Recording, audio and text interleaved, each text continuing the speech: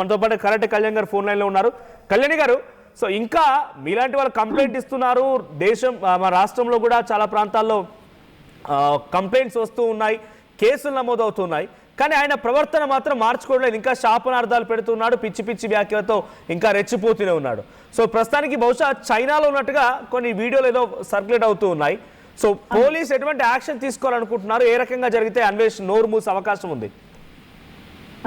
ముందుగా హైదరాబాద్ పోలీసులకి నేను ధన్యవాదాలు తెలియజేసుకుంటున్నానండి. నేను ఒక రోజంతా కష్టపడి మా టీం అంతా కలిసి చాలా గట్టిగా క్లియర్ గా మినిట్ టు మినిట్ ఇచ్చామండి. మేము కంప్లైంట్ లో క్లియర్ గా మెన్షన్ చేశాము. వాళ్ళు కూడా మాకు చాలా నీట్ గా ఇచ్చారమ్మా అని చెప్పారు.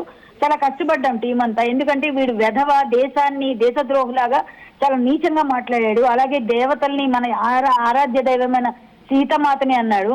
మళ్ళీ తిరిగి ప్లేట్ బిరాయిస్తూ చాలా పిచ్చి పిచ్చి వీడియోలు పెడుతున్నాడు. ఇప్పటికి కూడా మళ్ళీ అదే పని చెప్తున్నాడు. జ్యూస్ పిండుతాను, ఆరెంజ్ జ్యూస్ బత్తాయిల్ని అని ఏవో పోస్టులు పెడుతున్నాడు.